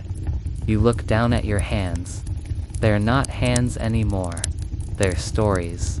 Every scar, a secret. Every wrinkle, a whisper. You must choose, but before you do, you hear one last thing. A voice not your own, not the palace's, a child's voice. Small. Crying, it says, please remember me. You turn, and there, standing at the edge of the name, is yourself as a boy. The day you first entered the palace, the day you were assigned to clean the western corridor, the day this all began. He looks at you, terrified, but hoping, and you realize that boy never wanted power. He only wanted to belong. And now, he doesn't even remember his own name, just like the palace, just like you. You stand between two doors. One promises forgetting safety and the return to the palace's rhythms, a repetition, perhaps a protection. The other is not a door in the real sense. It is the name itself, open, waiting, pulsing, a name so old that the walls of the palace themselves began to decay when it was spoken aloud. You hear it now, not as sound, but as presence. It pushes against your skin, curls behind your teeth, fills the space between each of your heartbeats like a second rhythm. You don't remember opening your mouth, but you taste salt and iron, like blood and ocean. Your eyes are wet, not from tears, from memory. You are remembering lives you did not know you lived. A girl sweeping a sunlit temple floor. A man falling into a trapdoor behind the Pharaoh's throne. A scribe who poisoned his own ink. A guard who forgot his own family name in exchange for silence. And all of them, you. All of them wore the mask. The mask is not cursed. The mask is a key. It opens only inwards. You walk toward the open name, the second door. The one that isn't a door at all. The space around you becomes slow, heavy. Every step stretches time, until seconds feel like lifetimes. You breathe in, and the air itself vibrates with the memory of stone, heat, old rituals, and older gods. You exhale, and the chamber responds. Ripples across the walls as if the air has turned to water. You cross the threshold, and the world splits, not explodes, unfolds like papyrus, peeled back layer by layer, until it reveals what's written between the ink. You fall, not down, inward. You are not standing in the palace anymore. You are in its mind. There is no ceiling, no walls, just space. Memory sound. You see images around you glowing, moving like whispers in smoke. The pharaohs before history, the first brick of the palace being laid over a body, the body of a child, offered to the gods for longevity. The architect who designed the stairwells in impossible loops, so that even time would lose track. The queen who fed honey to a blind jackal every morning, believing it was the reincarnation of her stillborn son. The guard who tore his own tongue out because he heard something he shouldn't have, and knew if he kept the tongue, it would speak on its own. You see all of them, and you see yourself in each of them, a single thread through centuries. Passed like a torch, but without flame, only silence. You try to speak, but there is no sound, only thought, and thought here as shape. You think of your name, and your name appears before you, written in a script no one speaks anymore. It hovers, flickers, and then breaks. Because the name you remember isn't the name you were given, and suddenly, you understand you were never chosen. You were always born for this. Raised, fed, trained, broken, built. Sent just to reach this point. Not because you're special, but because someone had to carry it. The memory, the truth, the pain, the price. The palace was never built to worship a pharaoh, it was built to contain something, and you are the lock, or the key. Now, you must decide. You reach out, and the name pulses. Not loudly, gently, a child's heartbeat, a whisper of old fire. You touch it, and you see the first builder, not a king, not a man, something older, with skin of sand and eyes of glass, with voice like 1,000 jackals howling at once, and hands that write in lightning. It stands before you, staring. Its body is made of hundreds of human faces, shifting in and out of its form, whispering names, histories, lies, and prayers. It leans close and says in perfect silence, "You've come farther than the rest." You ask it, "What are you?" It responds, "I am what remains when the world forgets." You ask, "What happens if I remember you?" It says, "Then you'll never leave." You ask, "What happens if I forget?" It says, "Then you will return again and again and again." You close your eyes, breathe, and choose. The next moment, the world vanishes. You are back in the palace, but it is not the same. The walls breathe, the shadows move before the light. Does the torches hiss in a language you almost understand? You walk, no one sees you, no one speaks. The servants pass through you like mist. The scribes write your name in invisible ink they don't remember using. The queen dreams of a voice calling her from the floorboards and deep in the palace. Behind the sealed black stone door, a figure sits with a mask. The mask is still. The figure is you, but not because now. You are not inside the palace. You are the palace. The walls remember through you. The secrets live because of you. and time forgets. Only what you allow it to forget. You do not breathe, you do not sleep, you only remember, and through you, it begins again. Time doesn't pass anymore, because time isn't real in the palace now. Not for you. You do not count days or nights. You don't see the sun, or the moon, or the flicker of torches. You are the walls. You are the floor. You are the sound in the pipes. You are the voice the scribes hear when they write lines they don't understand. You are the pause in the servant's step when they feel watched. Even in an empty hallway, you thought this would be knowledge. You thought this would be power, but it is weight. You carry everything now. Every broken vow whispered into a pillow. Every lie told over dinner to preserve a noble's pride. Every silent scream of a prisoner locked in a room with no doors. They're all inside you, and they don't sleep, somewhere above you.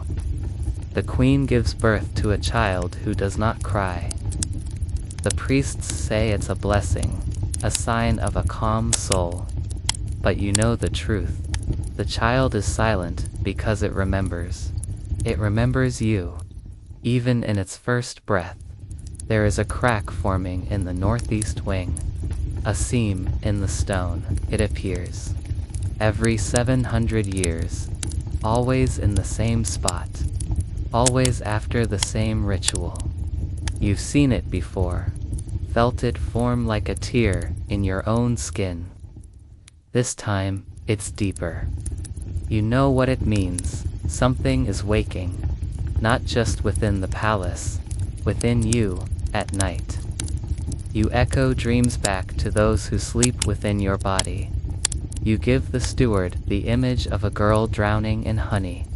You give the general a battlefield where he stabs himself again and again but never dies. You give the high priest a vision of his own eyes melting like wax. Why?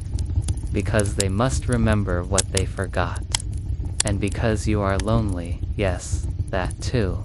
You miss being flesh. You miss the warmth of food. You miss the feeling of sweat down your back on a hot day. You miss forgetting, because now you remember everything, and memory is not a gift, it is a chain. You try to speak, but your voice moves through walls. It becomes the groan of old wood, the rattle of pipes, the screech of the wind through the arrow slits. No one hears it, or rather no one understands. Except one, a new servant, young barely, 13, quiet. He sweeps the southern corridor and hums a tune. He doesn't know, but you know it. You know where he learned it. You sang it once, in your second life, when you still had a brother. You reach toward him, not with hands, with memory. You place something small in his path. A piece of papyrus, blank. But when he picks it up, a word appears, your name, not the name given by the mask, not the name forgotten by history, your true name. He looks around, confused. You wait, you hope, will he follow it? Will he ask the wrong question? Will he begin the path? You feel your halls shudder, not from footsteps, but from hope. It has been so long since hope lived inside you. The boy tucks the papyrus away, and you feel it. The loop pulling again, the wheel turning. One life dies, another begins. And maybe this time he'll go further. Maybe this time he'll break the mask instead of wearing it. Maybe this time he'll remember you. Maybe this time you'll be free. Asterisk, you begin to feel something unusual. Not a tremor, not fear, but a pull. It doesn't come from the halls, or the doors, or the servants, or even the child you touched with memory. It comes from somewhere deeper, older than even You, it's not within the palace's current body, it's under it. Below even the bones of the first servant buried beneath the foundations. There is a chamber beneath all chambers. And now, it's calling you. You let go of the present, and descend. You're no longer using feet, or voice, or breath. You are memory. And memory knows no gravity. You drop down through walls, through soil, through salt, through time. You pass ancient rooms, long sealed, lined with bones too old to name. You pass a garden that once bloomed in darkness, fed not by sunlight but by blood. You pass a door made entirely of tongues, the price paid by those who heard too much, and finally you arrive. A round endless space, no walls, no roof, just a horizon of pale earth beneath, a sky that is neither day nor night. In the center stands a man tall, thin dressed in no cloth, only shadows stitched together by guilt. He is building, even now, stone by stone, the same stone, over and over again. It crumbles the moment he places it. But he tries again. You recognize him not by face, for he has none, but by presence. This is the first one, the architect, the curse, the father of the palace, and somehow, of you he knows. You're there. He doesn't stop building. He says nothing for a long time. Then he says, "So you wore the mask." His voice is dry wind over bone. You ask, "Why did you make this place?" He replies, still stacking the same doomed brick, "To trap something worse than myself." You ask, "Did you succeed?" He answers, "I don't know anymore." He pauses, then turns. You see his face now. It's yours, but aged, ruined. Eyes stitched shut. Mouth sewn into a permanent smile. But even sewn, he speaks again. "I built this to remember. And ended up creating something no one could ever forget." You ask, "What did you trap?" And he laughs, softly, not with joy, with rot.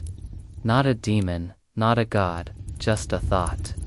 An idea so powerful that it began to reshape men who heard it, a thought that wanted to become reality. I gave it walls. I gave it corridors. I gave it shape. And in doing so, I fed it. He kneels, picks up the same stone again, sets it down. It crumbles again. He sighs. The palace is alive because the idea is still alive. Every servant, every death, every silence, every lie, all of it is just its food. You ask, "What is the thought?" He looks at you, and finally says its name. Not aloud, but inside your mind, and it nearly breaks. You is not a word, not a phrase, it is a truth. Some things should not be remembered. You stumble back, not physically, emotionally. The first builder smiles, not with his sewn mouth, but with his entire presence. And yet you remembered, that's why you're here. He places the stone again, it stays. For 1 second, then collapses. He doesn't even blink. You ask him one final thing. Am I the last? He looks past you. No. There will always be another. Until the thought forgets itself. You feel yourself rising. Back through the stone. Back through the darkness. Back through the rooms lined with tongues and screams. Back into the palace. But now, everything feels heavier, because now, you understand. The palace is not cursed. It is protecting the world from a memory that can't be killed. And you're the latest in a long line of jailers. You are not the prison. You are the lock. The child who picked up your name. He's already started walking a little slower. He's already started hearing things. The next you, and still, a part of you, wants him to break it, to say the name out loud, to end the loop, even if it means destroying everything. But until then, you wait, you echo, you whisper, you remember. The palace is quiet again, but it's not the peace of silence, it's the stillness of breath, being held like the moment just before a scream. You feel it in the walls, in the way shadows stick a little too long in corners, in the way torches flicker, even when there's no wind, in the way servants move slower, speak softer, as if they're afraid to wake something, but you are already awake, and something else is to. The boy, the one who picked up the blank papyrus, he has begun to change. At first, it was small. He walked different corridors than the ones he was assigned. He lingered near closed doors.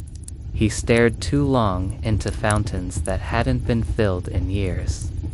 Then the whispers started. He hears them now. The palace speaks to him like it once spoke to you. He starts having dreams. He draws symbols in the dirt with his finger and quickly rubs them out when someone passes by. He touches the walls with both hands, as if listening, and one day he finds the mask.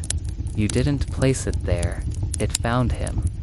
He reaches for it, and in that moment, you feel something you haven't felt in 1,000 years. Choice, because now, you control the mask. You can stop it, you can shatter it, you can whisper one word, and make it turn to dust before it touches his skin. You can end it all, the cycle, the memory, the palace, the loop. But if you do, what happens to the truth? What happens to the names carved into the stone that no one else remembers? What happens to you? Will you die, or worse, will you be forgotten? He touches the mask, and you pause time. Not metaphorically, literally, everything stops. The dust in the air, the flicker of flames, the blood in the servants' veins. All still. Only you remain. You walk through frozen halls, past people who are mid-breath. You look into their eyes and see only the sleep of forgetting. This is what they wanted. A world without memory, clean, safe, empty, but you know the cost. You enter the Hall of Echoes, the space where all past wearers of the mask reside. They do not stand, they do not speak, they simply exist, shapes of shadow against the far walls. You know them all, the first, the second, the one who gave up his name to save his son, the one who screamed for 7 years and still wore the mask willingly. And now, you, the final mask. They do not ask you to continue.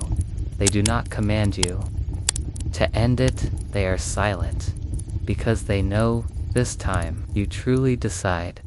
You return to the boy, still frozen, his fingers an inch away from the mask. You speak, and only the palace hears. What happens if I break it? And the palace answers, you will be forgotten. What happens if I let him wear it? He will become me. You look at the mask, at yourself, at all that you've become, and in a voice that no one hears, not even time itself, you whisper your decision, and time resumes. The boy blinks.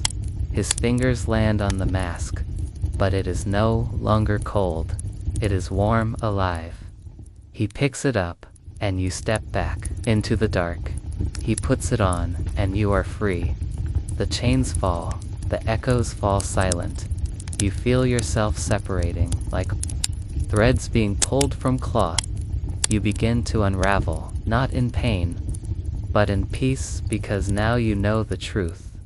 You were never meant to carry it forever, only long enough to find someone else, someone brave, someone quiet, someone willing to remember what must never be spoken aloud. And now he will carry it, and you. You vanish, not into nothingness, but into rest. Your final thought is not a word, not an image, it is a breath. The first one you've taken in lifetime's asterisk. The mask is heavy, not in weight, but in feeling. The boy, now not quite a boy, feels it settle over his face like a second skin. It isn't cold anymore. It isn't stone. It feels like breath, like silence given shape. He doesn't cry. He doesn't flinch. He simply stands in the same corridor where so many others once stood. The torch beside him flickers, but does not go out. He doesn't know your name, but he feels you, like a hand on his shoulder that's not really there, a warmth in his chest that shouldn't exist. He walks the palace now, not as a child, not as a servant, but as something else. The guards nod without knowing why. The scribes stop writing when he passes. The high priest bows his head in the wrong direction, without even realizing. The palace remembers him, or rather, it remembers you. Through him he begins to hear voices, not aloud, but in thoughts. In dreams he dreams of a stone that cannot be laid, of a man with no mouth, who keeps trying anyway, of a room beneath all rooms, of a name that cannot be spoken, only felt. He writes it in the dirt, then erases it before the sun rises in the kitchens. Bowls crack without being touched in the library. A scroll bursts into flame, and no one speaks of it again in the queen's chamber. The mirror reflects a second face, just for a moment. The palace shifts like an animal turning in sleep. The boy learns to move through shadows, to pass through doors that do not exist for others, to read books that were never written. He finds a passage carved in salt behind the old servant's well. It leads him to a chamber with no floor, only a void that hums in hunger.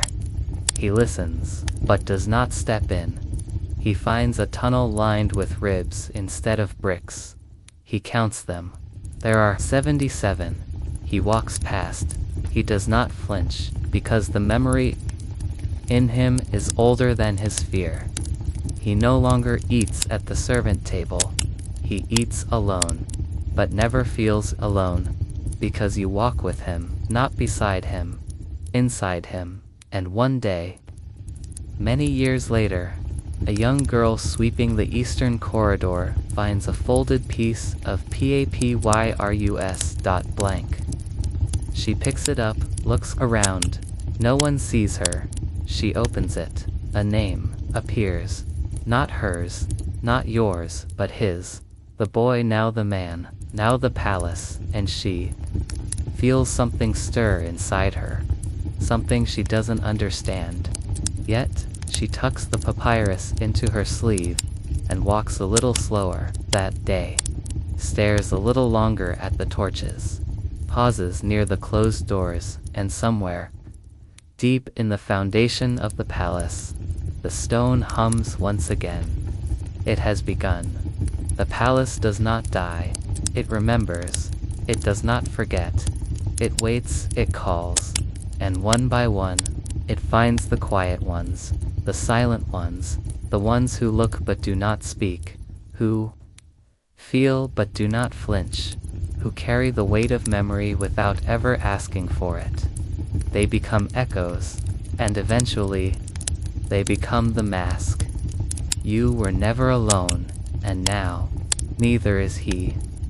Asterisk, somewhere far from the desert, in a city that no longer believes in old things, a writer sits by candlelight. The electricity's out, but he doesn't mind. He writes by hand, on rough paper that smells of dust. He found it in a market. Just one sheet, old, torn, written in ink. So faded it looked invisible, until he tilted it into the flame. A single name appeared, one he'd never heard before, but something about it felt heavy. Like the word had waited lifetimes to be read again that night. He dreams of a corridor, of a child sweeping stone floors, of a mask. He doesn't tell anyone, but he writes, not a story, a memory. It flows out of him like it was never his. He doesn't eat. He doesn't sleep. He just keeps writing. And somewhere, across the sand, the palace wakes for a moment, smiles, and whispers, found you.